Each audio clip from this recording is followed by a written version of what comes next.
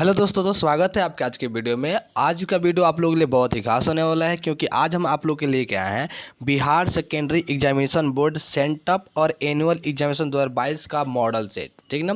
Sent up और annual exam 2022 के लिए बाबू हम आप लोग के बहुत ही अच्छा क्वेश्चन लेके आए हैं। ऐसा क्वेश्चन लेके आए हैं जो कि आपके सेंटअप एग्जाम और एनुअल एग्जाम के व्यू से बहुत ही इंपॉर्टेंट है। जो आप लोग का एग्जाम होने वाला है 2021 में सेंटअप का और 2022 में आप लोग का एनुअल एग्जाम का, जो कि 18 या 19 से सेंटअप का शुरू होने वाला है। तो बाबू सेम प्रोसेस रहता है, क्वेश्चन सेम ही रहता है। सेंटअप का एग्जाम इसलिए लिया जाता है ताकि आपको पता चले कि सिलेबस क्या है, क्वेश्चन का टाइप क्या है आगे एनुअल एग्जाम के पूछने का। मॉडल सेट न्यू पैटर्न, ठीक ना, न्यू पैटर्न पर बाबू आधारित है। इस क्वेश्चन को मैंने कल ही सेट किया, बहुत ही मेहनत लगा इसको सेट करने में, ताकि क्वेश्चन को अच्छी तरीका से आप लोगों के सामने पेश किया जाए, ठीक है। बिहार बोर्ड एग्जामिनेशन पेपर इतिहास, ठीक ना, हम इन्हें पेपर इतिहास का लेकर आए हैं, हिस्ट्री का, ठीक ना, जिसको हम लोग हिस्ट्री बोलेंगे, ठीक ना। इसमें बाबू हम आप लोग को टॉप 100 क्वेश्चन कराएंगे, जिसमें से आप लोग को सही सही उत्तर देना है। टॉप 100 क्वेश्चन कराएंगे जो कि बहुत इंपॉर्टेंट है, आपको सही सही उत्तर देना है। और जिन बच्चों को आंसर पता है वो लोग कमेंट बॉक्स में उत्तर जरूर दीजिएगा, दोस्तों को शेयर कीजिए, ताकि सारे बच्चे इससे लाइव आकर जुड़ जाए। और सारे बच्चे लाइव आकर जब साथ में पढ़ते हैं तो कितना अच्छा लगता है, कितना बहुत ही मज़ा आता है, ठीक है। तो आप लोग एकदम अच्छा से पढ़िए, ठीक है, ताकि आप लोग बढ़िया से बढ़िया स्कोर कर सके आने वाले एग्जाम में, ठीक है। सेंटअप एग्जाम का जो है कि वैल्यू तो उतना ज़्यादा नहीं रहता है, लेकिन एनुअल एग्जाम में आप बढ़िया से बढ़िया स्कोर कर पाएँ, इसके लिए हमने आप लोग को हर प्रकार से मेहनत किया। अच्छा बाबू, एक खास जानकारी आप लोग के लिए, ठीक ना, कि हमने आप लोग को बता रहा था कि अक्टूबर से हम आप लोग को कराने जा रहे हैं आप लोग को सब्जेक्टिव की तैयारी, ठीक ना, सब्जेक्टिव की तैयारी। तो बाबू हमने सभी सोच विचार करके हम और सर ने क्या कि एक पैड कोर्स का अनाउंसमेंट किया जाए, ठीक ना, पैड कोर्स का अनाउंसमेंट किया जाए, जिसमें आप लोगों की सारे विषयों की तैयारी और पीडीएफ को बिल्कुल मुफ्त में दी जाए, ठीक ना। पीडीएफ की तैयारी आप लोगों को कराया जाए, मतलब कि सब्जेक्टिव की तैयारी, सारे सब्जेक्ट की तैयारी और ऑब्जेक्टिव की तैयारी आप लोगों को बढ़िया से कराया जाए, ठीक ना।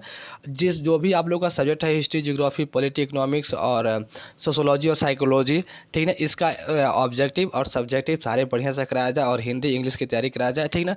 इसके लिए वो आप लोगों को क्या करना पड़ेगा कि व्हाट्सअप नंबर जो है कि ये मेरा और ये सर का है, तो इस पर मैसेज करना पड़ेगा। आप लोग पैड कोर्स लिख के और अपना सिलेबस लिख के मैसेज करना पड़ेगा आप लोगों को। सभी विषयों की तैयारी और पीडीएफ बिल्कुल मुफ्त में मिलेगा आप लोगों को, ठीक है।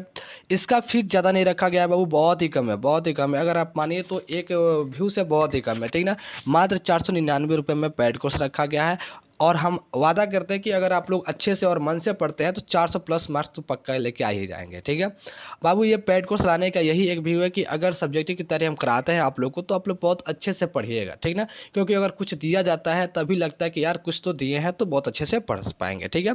तो सब्जेक्टिव की तैयारी और ऑब्जेक्टिव और टोटल माने पीडीएफ के साथ हम आप लोगों को देंगे, ठीक ना, जो कि मात्र 499 रुपये में। अब इस 499 रुपये में बाबू जो लड़के गरीब और असहाय हैं उनके लिए थोड़ा बिल्कुल छूट के भी व्यवस्था है, ठीक है। तो आप लोग को इस नंबर पे नोट कर लीजिए, ये 2 नंबर, इस पे आप लोग को व्हाट्सएप पे पैड कोर्स लिख के बस आप लोग को कमेंट कर देना है, पैड कोर्स लिख के नाम लिख के और अपना सब्जेक्ट टोटल लिख के कर देना है, ठीक है। तो जल्दी से जल्दी सारे बच्चे इस पैड कोर्स को ले लीजिए, ताकि हम सब्जेक्ट की तैयारी आप लोग को करा दें, और सब्जेक्टिव ऑब्जेक्टिव और सबकी तैयारी आप लोग के सामने हम कराते। जनवरी 10 तक हमको लगता है कि सारे हम कंप्लीट कर देंगे, ठीक ना। सारा आप लोग का चैप्टर जो है कि कंप्लीट कर देंगे, जो कि आपका हिस्ट्री में 15 चैप्टर है, पॉलिटी में सब मिला के वो 10 और 9 19 चैप्टर है, ये सब कंप्लीट कर देंगे, ठीक है। तो बहुत बढ़िया आप लोग का, ठीक ना। तो ये आप लोग के लिए बहुत बढ़िया अपॉर्चुनिटी है, ठीक है। तो आप लोग लेना ना भूले, मात्र 499 रुपये में है, बहुत ज़्यादा नहीं है बाबू। और गरीब और असहाय लोगों के लिए हमने छूट भी रख दिया है, ठीक ना, छूट रखे हैं, आप लोग बताइएगा तो हम लोग बता देंगे कि हाँ चलिए ठीक है, छूट रखा जाएगा, ठीक है। चलिए अब आगे शुरू करते हैं बाबू, क्वेश्चन पे आते हैं सीधा हम। क्वेश्चन पे आते हैं बाबू, आज हिस्ट्री का प्रथम चैप्टर का क्वेश्चन, सॉरी पहला क्वेश्चन है कि सिंधु सभ्यता का क्षेत्रफल किस आकार का था। ये क्वेश्चन बहुत इंपॉर्टेंट है बाबू, क्योंकि ये कई एग्जाम में पूछा भी है कि सिंधु सभ्यता का क्षेत्रफल किस आकार का था। तो अगर हम बात करते हैं सिंधु सभ्यता के क्षेत्रफल का, तो आप देखिएगा कि इसका जो क्षेत्रफल था वो त्रिभुजाकार था। क्या था? त्रिभुजाकार था। सिंधु सभ्यता का जो क्षेत्रफल था वो त्रिभुजाकार था। तो अगर त्रिभुजाकार कहीं ऑप्शन में तो मारिए, तो डी विल बी आंसर। अब हम यहाँ पे देखते हैं बाबू, ठीक ना, यहाँ पे कुछ लाइनें याद रख लीजिए कि त्रिभुजाकार था। तो इसका ये जो पूरब है, ये पश्चिम है, ये उत्तर है, ये दक्षिण है। तो पूरब से पश्चिम और उत्तर से दक्षिण की सारी लंबाई और जो है कि आपका ये किस स्थान से लेकर किस स्थान तक फैला हुआ है ये लिखना पड़ता है, ठीक ना। तो इसका हम आप लोग को सब्जेक्टिव कराते समय में इसका टोटल हम आप लोग को डिफिनेशन बताएंगे और मैप का पूरा रिवॉल्व करवा देंगे, ठीक है। चलिए क्वेश्चन नंबर 2 पे आते हैं कि सिंधु सभ्यता में युगल सावधान कहाँ से मिला है। क्वेश्चन नंबर 2 देखिएगा, युगल सावधान कहाँ से मिला है, ठीक है। युगल सावधान का मतलब होता है कि एक शव को दफनाया गया है, जो दफनाया गया शव जहाँ पे 2 शव को दफनाया गया है, ठीक ना। कहाँ पे, जहाँ पे 2 शव को एक साथ दफनाया गया है उसी को युगल सावधान कहते हैं। तो सिंधु सभ्यता में युगल सावधान कहाँ से मिला है, तो अब वो मिला है लोथल से मिला है। कहाँ से मिला है, लोथल से। लोथल कहाँ है, गुजरात में है, ठीक है। अगर क्वेश्चन आप लोग से ये पूछता है कि लोथल किस नदी के किनारे है, तो लोथल है बाबू भोगवा नदी के किनारे, याद रखिएगा। अगर ये क्वेश्चन करता है कि लोथल किस नदी के किनारे है, तो लोथल है भोगवा नदी के किनारे, ठीक ना। और युगल सावधान आपका जो है कि यहीं से मिला था। तो युगल सावधान मिलने का ये मतलब था कि लोथल में ऐसे लोग विद्वान मानते हैं कि यहाँ पे सती प्रथा जो है कि प्रचलित था, ठीक है। चलिए आगे देखते हैं। क्वेश्चन नंबर 3 पे हम ध्यान देते हैं कि सिंधु सभ्यता में विशाल स्नानागार कहाँ से मिला है। इसका आंसर तो सभी बच्चों को पता होना चाहिए, सारे बच्चों को ये पता होना चाहिए, क्योंकि ये क्वेश्चन कई बार पूछता है और इंपॉर्टेंट भी है, सब्जेक्टिव में भी पूछता है, ऑब्जेक्टिव में पूछता है कि सिंधु सभ्यता में विशाल स्नानागार कहाँ से मिले हैं। तो बाबू सिंधु सभ्यता में विशाल स्नानागार मोहनजोदड़ो से मिले हैं। Option B will be answer, क्या हो जाएगा, option B will be answer, ठीक ना। ऑप्शन बी विल बी इसका आंसर हो जाएगा, ठीक है, बहुत बढ़िया। 4 नंबर क्वेश्चन पे ध्यान देते हैं। सिंधु सभ्यता की जुड़वा राजधानी किसे कहते हैं, ठीक है। सिंधु सभ्यता की जुड़वा राजधानी किसे कहते हैं, तो बाबू आप लोग को बता दें, आप लोग को बता दें कि मोहनजोदड़ो और हड़प्पा को जुड़वा राजधानी कहा गया है, ठीक ना। मोहनजोदड़ो और हड़प्पा को जो है कि जुड़वा राजधानी कहा गया है, ठीक है। 5 नंबर क्वेश्चन पे ध्यान देते हैं, दोस्तों को शेयर कीजिए बाबू, ठीक ना, ताकि बहुत से लड़के इसको जोड़ इस पे आ जाए, ठीक है।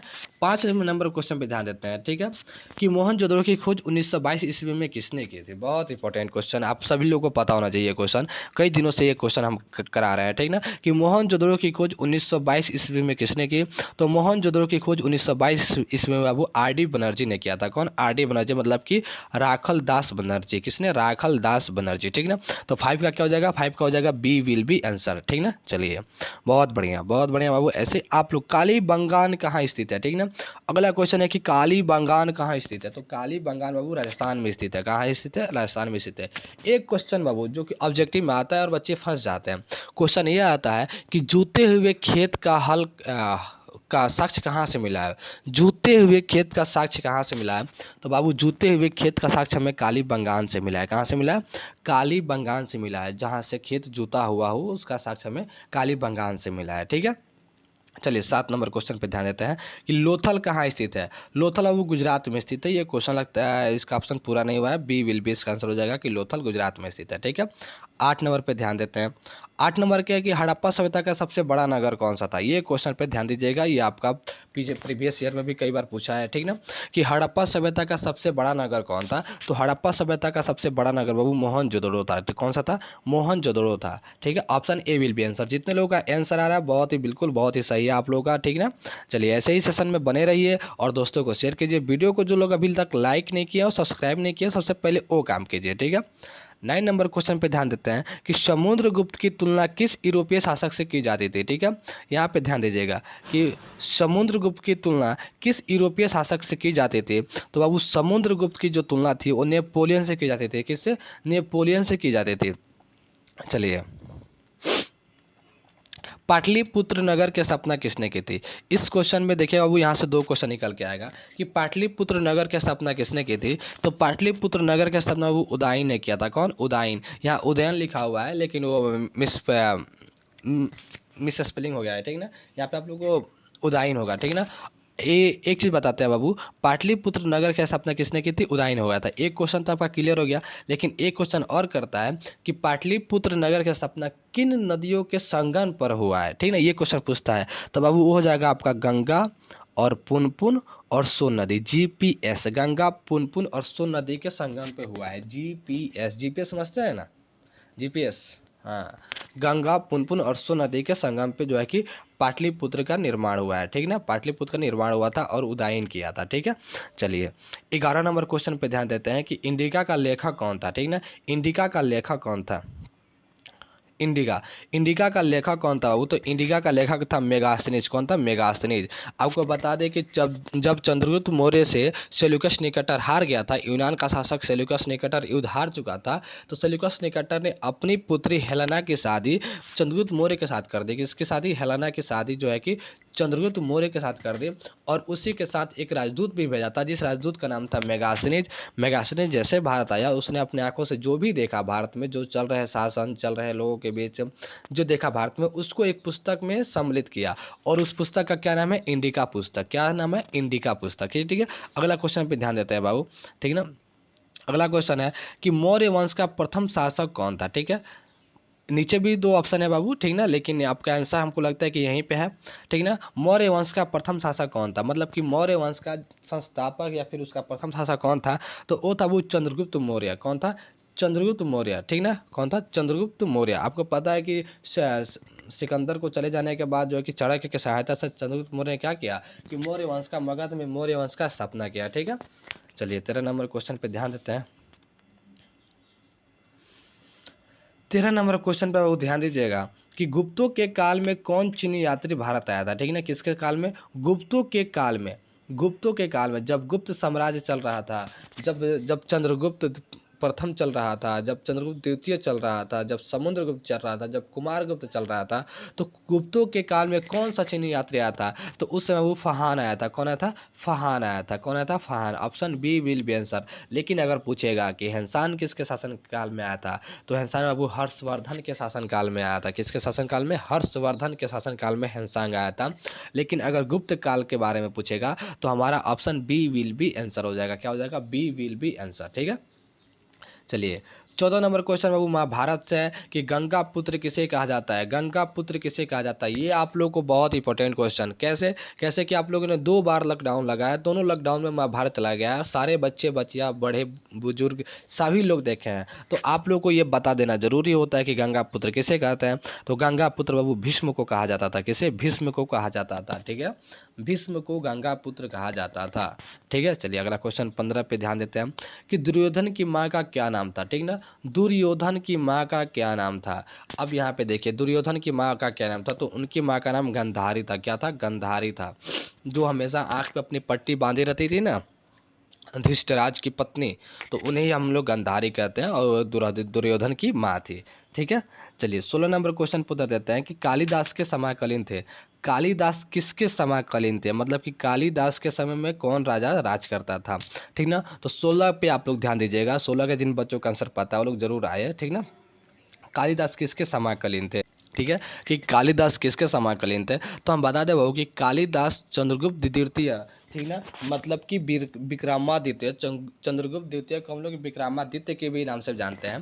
तो चंद्रगुप्त द्वितीय मतलब कि विक्रमादित्य के उन 9 रत्नों में से एक रत्न थे। ठीक ना।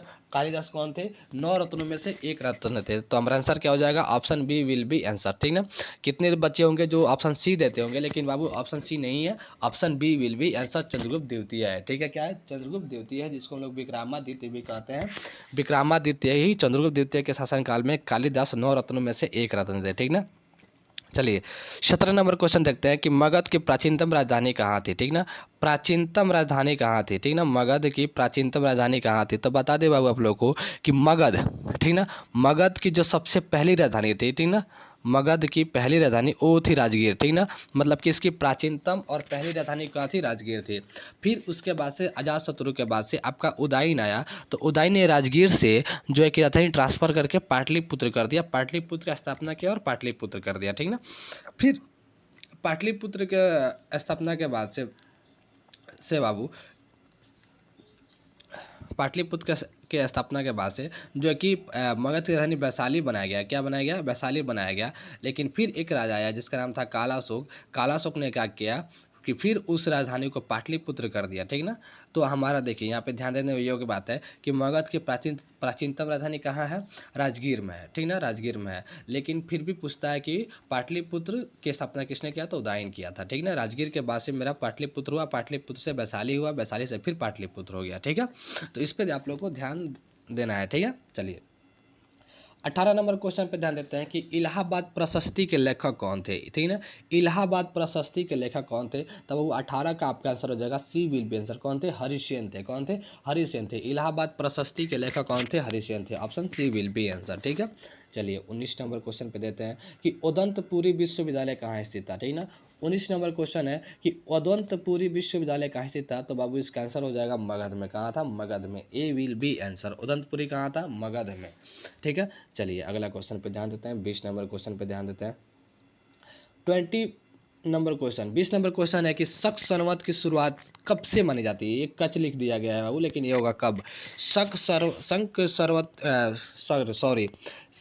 की शुरुआत कब से मानी जाती है, तब उस शक संवत की जो शुरुआत होती है वो 78 ईस्वी से मानी जाती है। कब से, 78, ठीक ना, यानी कि 78 से मानी जाती है, 78 ईस्वी से मानी जाती है। ये संवत क्या होता है बाबू, ये संवत होता है जहाँ से हम लोग डेट अपना शुरू करते हैं गिनना, ठीक ना। तो कई प्रकार के संवत चलते हैं, शक संवत चलता है, विक्रम संवत चलता है, ठीक है, हिजरी संवत चलता है, ठीक ना। लेकिन अभी सब लोग हम लोग जो है कि इंग्लिश वाला मानते हैं, 1 2 3 1 2 3 1 दिन 2 दिन 3 दिन ये सब मानते हैं, ठीक है। 21 पे आइएगा, ठीक ना। ये देखिएगा, हीनयान और महायान किस धर्म से संबंधित है। हीनयान और महायान किस धर्म से संबंधित है, बता दे बाबू कि ये बौद्ध धर्म से संबंधित है। आगे जाके बौद्ध धर्म को 3 भाग में बांट दिया गया, 3 भाग में बांट दिया गया। पहला हीनयान, दूसरा महायान और तीसरा वर्जयान, ठीक ना। कौन सा, हीनयान, महायान और वर्जयान, ठीक है। तो यही पूछता है कि हीनयान और महायान किस धर्म से संबंधित है, तो हीनयान और महायान बौद्ध धर्म से संबंधित है, ठीक है। चलिए 22 नंबर क्वेश्चन पे ध्यान दीजिएगा, ठीक ना। 22 नंबर क्वेश्चन पे कि जैन धर्म के 24वें तीर्थंकर कौन थे, ठीक ना। जो जैन धर्म का स्थापना किया गया था महावीर स्वामी के द्वारा, ठीक ना। तो जैन धर्म के 24वें तीर्थंकर कौन थे, तो जैन धर्म के 24वें तीर्थंकर महावीर स्वामी थे। क्या थे, महावीर स्वामी थे, ठीक ना। Option D will be answer. तो जितने भी लोगों का ऑप्शन डी आ रहा है वो बहुत ही अच्छा है, ठीक ना। तो बाबू आप लोग देर मत कीजिए, अपने दोस्तों को शेयर कीजिए। और जो लड़के नए आए हैं, ठीक ना, जो लड़के अभी चैनल पे नए आए हैं वो लोग चैनल को सब्सक्राइब जरूर करेंगे, क्योंकि आप लोग यहाँ पे आप लोग को सब चीज़ की तैयारी मतलब कि ऑब्जेक्टिव कराया जाता है। अब तो हम आप लोग के लिए पैड कोर्स भी लेकर चले आए हैं, ठीक ना। पैड कोर्स भी लेकर चले आए हैं जो कि बहुत ही सस्ता है, 499 रुपया, और गरीब और असहाय बच्चों के लिए छूट भी है हमारे पास, ठीक ना।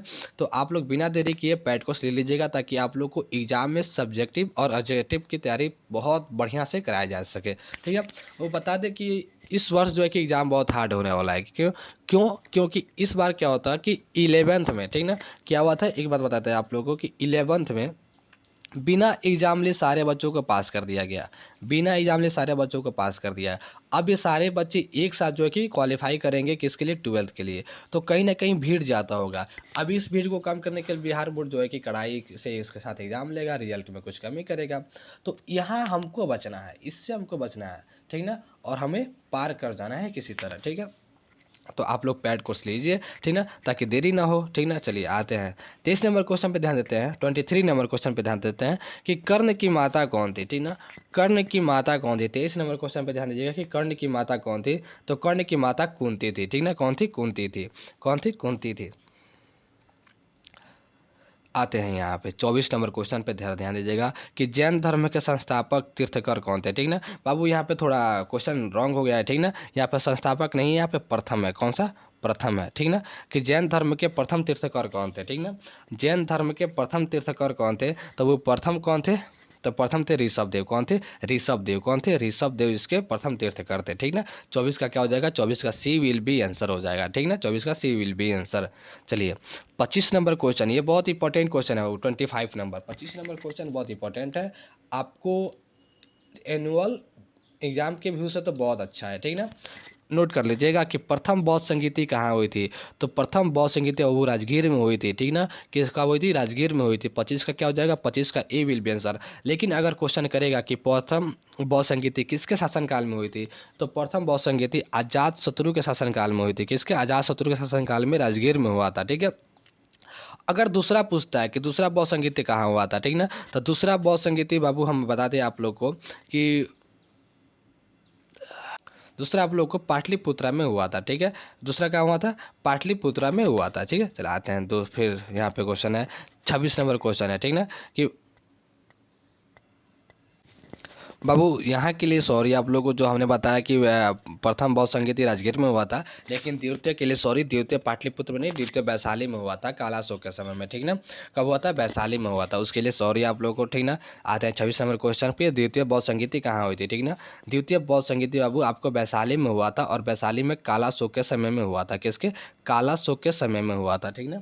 काला अशोक के समय हुआ था, जो कि शिशुनाग वंश का शासक था, ठीक ना। कौन था? शिशुनाग वंश का शासक था, वो वैशाली में हुआ था, ठीक है। चलिए अगला पेज होता है, अगला क्वेश्चन देखते हैं कि चतुर्थ बौद्ध संगीति कहाँ हुई थी, ठीक ना।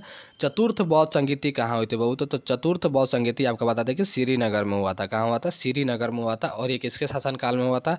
तो ये कनिष्क के शासनकाल में हुआ था, ठीक ना। किसके शासनकाल में हुआ था? कनिष्क के शासनकाल में हुआ था। बाबू एक क्वेश्चन पे ध्यान दीजिएगा, यहाँ पे श्रीनगर लिखा है, यहाँ पे आप लोग को कश्मीर भी डाल सकता है, ठीक ना। क्या? कश्मीर भी डाल सकता है। तो आपका आंसर क्या हो जाएगा? डी होगा, कश्मीर या फिर श्रीनगर, यही आपका आंसर होगा, ठीक ना।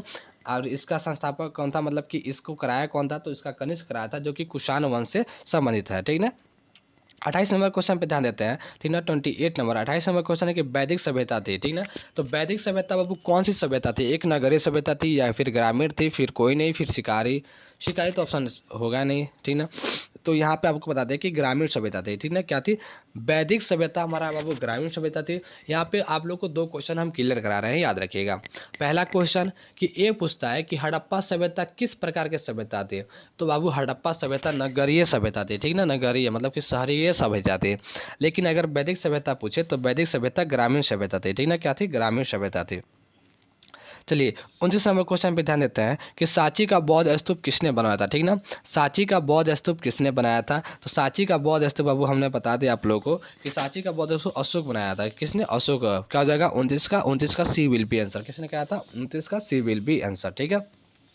चलिए 30 नंबर क्वेश्चन पे ध्यान देते हैं कि सर्वाधिक सोने के सिक्के किस किस काल में मिले हैं? सर्वाधिक सोने के सिक्के किसके काल में मिले हैं? तो बाबू आप लोग को बता दें कि सर्वाधिक सोने के सिक्के गुप्त काल में मिले हैं। किसके काल में? गुप्त काल में मिले हैं। लेकिन अगर ये पूछता है क्वेश्चन कि सर्वप्रथम जो है कि सोने के सिक्के किसने जारी किए, तो सर्वप्रथम सोने के सिक्के बाबू यूनानों ने जारी किया था। हिंद यूनान जो है कि जिनको हम लोग इंडो ग्रीक बोलते हैं, उन्होंने ही सर्वप्रथम सोने के सिक्के भारत में जारी किए थे। लेकिन अगर सर्वाधिक पूछेगा कि सोने के सिक्के किसने जारी किए, तो होगा गुप्त काल, ठीक ना। चलिए आपका 30 का A B will be answer. ये क्वेश्चन पे देखते हैं कि किस शासक ने राजधानी दिल्ली से दौलताबाद स्थानांतरित किया था? देखिए बाबू, दिल्ली में भी दिल्ली सल्तनत क्या करते थे कि राजधानी स्थानांतरित किया करते थे, ठीक ना। तो कौन सा शासक था जिसने दिल्ली से दौलताबाद जो है कि राजधानी अपना स्थानांतरित कर दिया? तो वो था मोहम्मद बिन तुगलक। कौन था? मोहम्मद बिन तुगलक था, जो कि अपनी राजधानी दिल्ली से दौलताबाद कर दिया, ठीक है। चलिए 32 नंबर क्वेश्चन पे ध्यान देते हैं कि अकबर का वित्त मंत्री कौन था? तो ये क्वेश्चन तो सबको पता होना चाहिए, ठीक ना, क्योंकि ये कई बार पूछा भी और कई पीडीएफ में हमने कराया भी है आप लोग को कि अकबर का वित्त मंत्री कौन था। तो अकबर का वित्त मंत्री बाबू टोडरमल था। कौन था? टोडरमल था। Option D will be answer. ये क्वेश्चन क्यों कराया जाता है बार बार? क्योंकि ये पूछता है, बहुत इंपॉर्टेंट है बाबू ये आपका एनुअल और सेंटअप के एग्जाम से। अकबर का वित्त मंत्री कौन था? तो टोडरमल था। क्या था? टोडरमल था। अगर क्वेश्चन करते हैं 33 नंबर क्वेश्चन कि 33 नंबर क्वेश्चन पे ध्यान देते हैं कि भारत का प्रथम मुगल सम्राट कौन था, ठीक ना। भारत में प्रथम मुगल सम्राट कौन था? तो भारत का प्रथम मुगल सम्राट बाबू बाबर था। कौन था? बाबर था। क्योंकि यह 1526 ईस्वी में प्रथम पानीपत युद्ध लड़ाई लड़के इब्राहिम लोदी को हरा करके भारत में आया था, ठीक है। तो क्या हो जाएगा? बाबर हो जाएगा, ठीक है। चलिए अगला क्वेश्चन पे ध्यान देते हैं 34 नंबर पे, ठीक ना, कि अकबर निम्नलिखित में से किस पर अधिकार नहीं कर सका, ठीक ना।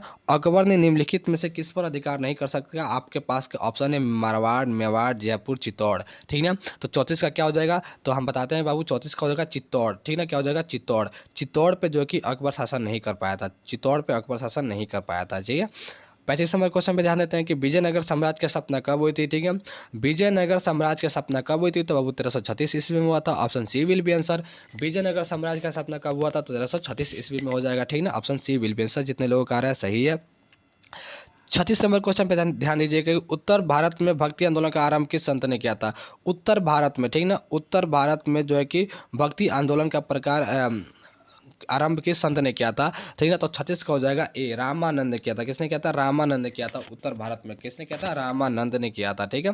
चलिए 37 नंबर क्वेश्चन, इब्न बतूता किस देश का यात्री था? इब्न बतूता मोरक्को का ही यात्री था, ठीक ना। Option A will be answer. Ibn Battuta किस देश का यात्री था? तो इब्न बतूता वो मोरक्को का यात्री था, जो कि घूमने का बहुत ज़्यादा शौकीन था, ठीक है। 38 नंबर क्वेश्चन देखते हैं। अरे यार, ये तो हमने इसको रेट करना ही भूल गया है, ठीक ना। 38 नंबर क्वेश्चन, ये किताब उल हिंद के लेखक कौन है? किताब उल हिंद के लेखक कौन है? 38 नंबर, ठीक ना। 38 नंबर क्वेश्चन है कि किताब उल हिंद के लेखक कौन थे? तो अब इसके लेखक है अल बरूनी। कौन है? अल बरूनी। कौन है? अल बरूनी है इसके लेखक, अल बरूनी है, ठीक है। 39 नंबर क्वेश्चन पे देखते हैं कि कैप्टन हकीस किस मुगल शासक के दरबार में आया था? आप लोगों को पता होना चाहिए कि जब अंग्रेज हमारे देश में आने वाले थे, तो सबसे पहले उनका दो कैप्टन हमारे राज दरबार में आए थे, जो कि जहांगीर के समय में आए थे 1608 ईस्वी में। तो अगर जहांगीर कहीं ऑप्शन में दिख रहा है तो मारिए। जहांगीर कब आए थे? 1608 ईस्वी में कैप्टन हकीस हमारे जहांगीर के पास आए थे, ठीक है। चलिए 40 नंबर क्वेश्चन पे ध्यान दीजिएगा कि खानवा का युद्ध कब हुआ था, ठीक ना। खानवा का युद्ध कब हुआ था? 40 नंबर क्वेश्चन। तो ये हो जाएगा बाबू आपका बी। क्या हो जाएगा? बी। 1527 ईस्वी में, ठीक है ना। 1527 ईस्वी में, ठीक है। चलिए 41 नंबर क्वेश्चन देखते हैं कि अबुल फजल का कत्ल किसने किया था, ठीक ना। अबुल फजल का कत्ल किसने किया था? 41 नंबर क्वेश्चन, ठीक ना। अबुल फजल का कत्ल किसने किया था? तो अबुल फजल का कत्ल बता दे कि जहांगीर ने किया था। कौन किया था? जहांगीर ने किया था। 41 का क्या हो जाएगा? बी विल बी आंसर, ठीक है।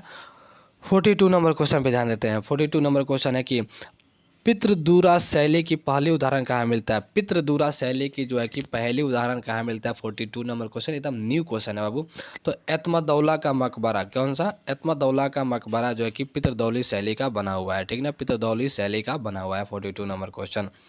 33 नंबर क्वेश्चन देते हैं। 43 नंबर के सिखों के 10वें एवं अंतिम गुरु कौन थे, ठीक ना। जो बाबू सिखों के जो गुरु हुए, ठीक ना। सिखों के बाबू 10 गुरु हुए थे, ठीक ना। 10 गुरु इनमें हुआ था। तो 10वें गुरु का नाम क्या था? 43। तो 43 का बता दे बाबू आप लोग को कि सिखों के 10वें गुरु गुरु गोविंद सिंह हुए थे, ठीक ना। जो कि ये सबसे अंतिम गुरु थे, ठीक ना। कौन? गुरु गोविंद सिंह, ठीक है। चलिए अगला क्वेश्चन पे ध्यान देते हैं। पद्मिनी किस राज्य की रानी थी, ठीक ना। 44 नंबर, पद्मिनी किस राज्य की रानी थी? 44 नंबर क्वेश्चन है। तो ये हो जाएगा उसी मेवाड़ की रानी थी। कहाँ की? मेवाड़ की। 44 का C will be answer. 45 number question पे ध्यान देते हैं कि चित्तौड़ के, क्वेश्चन देखिएगा वो रेड नहीं कर पाए हैं, कि चित्तौड़ के विजय स्तंभ का निर्माण किसने करवाया था? जो चित्तौड़ का जो विजय स्तंभ था उसका निर्माण किसने करवाया था? तो 45 का हो जाएगा ए, राणा कुंभा ने करवाया था। क्या कौन कराया था? राणा कुंभा ने करवाया था। Option A will be answer. क्या हो जाएगा? Option A will be answer, ठीक है। चलिए 46 नंबर क्वेश्चन पे ध्यान देते हैं। 46 नंबर क्वेश्चन है कि अलाई दरवाजा का निर्माण किसने करवाया था, ठीक ना। किसने? अलाई दरवाजा का निर्माण किसने करवाया था, ठीक ना। तो ये बाबू हो जाएगा फिरोज खिलजी ने करवाया था। क्या हो जाएगा? सॉरी, अलाउद्दीन खिलजी ने करवाया था। किसने? अलाउद्दीन खिलजी ने करवाया था। अलाई दरवाजा का निर्माण किसने करवाया था? अलाउद्दीन खिलजी ने करवाया था। ऑप्शन बी विल बी, यहाँ पे बी होना चाहिए, हमने डी रख दिया है, थोड़ा ऑप्शन गड़बड़ हो गया है, ठीक है। अलाउद्दीन खिलजी ने किया था, ठीक है। चलिए 47 नंबर क्वेश्चन पे ध्यान देते हैं कि पहली बार सेना में दाग एवं हलिया किसने प्रारंभ की थी? पहली बार सेना में दाग एवं हलिया किसने प्रारंभ की थी? 47 नंबर क्वेश्चन है। तो 47 का हो जाएगा अलाउद्दीन खिलजी ने। क्या हो जाएगा? Alauddin Khilji. Option B will be answer. Option B will be answer, याद रख लीजिएगा, ठीक है। चलिए 48 नंबर क्वेश्चन में ध्यान देते हैं कि रामचरितमानस की रचना किसने की थी? रामचरितमानस की रचना किसने की थी? तो रामचरितमानस की रचना बाबू आप लोग बताते हैं कि तुलसीदास ने किया था। किसने किया था? तुलसीदास ने किया था। 48 का क्या हो जाएगा? Option A will be answer, ठीक है। बाबू एक बार हम फिर आप लोग को याद दिला देते हैं कि अब आप लोग को सब्जेक्टिव और ऑब्जेक्टिव की संपूर्ण तैयारी के लिए, सब्जेक्टिव की संपूर्ण तैयारी के लिए और सारे सब्जेक्टिव पीडीएफ में मिलेंगे। इसकी तैयारी कराने के लिए हम लोगों ने पैड कोर्स अवेलेबल किया है, ठीक ना। पैड कोर्स अवेलेबल किया, जैसा कि हम आप लोग को शुरू में बता चुके थे। आप लोग व्हाट्सअप कर दीजिएगा इस नंबर पर और इस नंबर पर। नंबर का स्क्रीनशॉट ले लीजिए, लिख लीजिए, सेव कर लीजिए, ठीक ना। और स्क्रीन कर लीजिए जिन बच्चों को अगर सब्जेक्टिव की संपूर्ण तैयारी करना है, ठीक ना, ताकि वो अच्छे से अच्छे मार्क्स ला पाएँ। केवल ऑब्जेक्टिव से तो मार्क्स लाया नहीं जा सकता। तो सारी पीडीएफ आप लोग को बिल्कुल फ्री में दे दिया जाएगा। पहले पढ़ाया जाएगा, उसके बाद से समझा के आप लोगों को पढ़ा के पीडीएफ फ्री में दिया जाएगा। और इसका रुपया मात्र 499 रुपये बाबू, मात्र 499 रुपये पैड कोर्स है। और जो गरीब और असहाय बच्चे हैं, ठीक ना, उनके लिए थोड़ी छूट की भी व्यवस्था कर दी जाएगी, ठीक है। बहुत बढ़िया, मैंने फिर आप लोग को एक बार याद दिला दिया, ताकि ये भविष्य आपका है, ज़िंदगी आपका है, चयन आप कीजिए कि करना आगे क्या है, ठीक है। तो ठीक है, आगे फिर देखते हैं 48 के क्वेश्चन नंबर के बाद से। 49 नंबर क्वेश्चन देखिएगा, वो 49 नंबर क्वेश्चन है कि किस मुस्लिम संत की वाणी को गुरु ग्रंथ साहिबा में स्थान मिला, ठीक ना। किस मुस्लिम संत की वाणी को गुरु ग्रंथ साहिबा में स्थान मिला था, तो आपका 49 का बाबू हो जाएगा। 49 का नीचे ऑप्शन है कि ये आप 49 का आपका आंसर है बाबा फरीद की वाणी को, किसके, बाबा फरीद की वाणी को, option B will be answer. इनके वाणी को क्या गया था, गुरु ग्रंथ साहिबा के ग्रंथ में शामिल किया गया था, ठीक है। चलिए 50 नंबर क्वेश्चन पे देखते हैं, ध्यान देते हैं कि सिखों का पवित्र ग्रंथ क्या है, ठीक ना। सिखों का पवित्र ग्रंथ क्या है, सिखों का पवित्र ग्रंथ क्या है, तो अब सिखों का पवित्र ग्रंथ बताते हैं कि गुरु ग्रंथ साहिबा है, ठीक ना, गुरु ग्रंथ साहिबा है, ठीक है। जैसे कि हमारे इस्लाम धर्म में कुरान है, ठीक ना, और हमारे में गीता है, हिंदुओं में गीता है, और इस्लाम में कुरान है, और आप बताते हैं कि सिखों में गुरु ग्रंथ साहिबा है, और ईसाई में बाइबिल है। तो ये गुरु ग्रंथ आपका सिखों का पवित्र ग्रंथ है, ठीक है। आई होप कि आप लोग को बहुत अच्छा लगा हो ये सारे वीडियो, ठीक ना। आप लोग कमेंट सेक्शन में जवाब दीजिए बाबू कि वीडियो आप लोग को कैसा लगा, आज का वीडियो कैसा गया, ठीक ना। और कितने लड़के पीडीएफ लेना चाहते हैं, कितने लड़के पैड कोर्स लेना चाहते हैं, वो लोग कमेंट कीजिए, और जो नंबर दिया गया है उस पर व्हाट्सअप कीजिए, ठीक ना। और बाबू आप जल्दी से जल्दी पैड कोर्स से ले लीजिए, ताकि आपको ही सहूलियत हो पढ़ाई करने में, और आप लोग ही बहुत जल्दी से तैयारी कर सके, ठीक ना। क्योंकि अब ज़्यादा समय बचा नहीं है, मात्र जो कि है कि 130 या 20 दिन बचा हो, इसमें तैयारी कर लेना है, 3 या 4 माह बचा हो, उसमें तैयारी कर लेना है। तो सोच आपकी है, रिजल्ट आपका आपके हाथ में, ठीक है। तो थैंक यू सो मच, आप लोग ऐसे ही साथ बने रहिए, दोस्तों को शेयर कीजिए, लाइक कीजिए और कमेंट कीजिए। Thank you so much.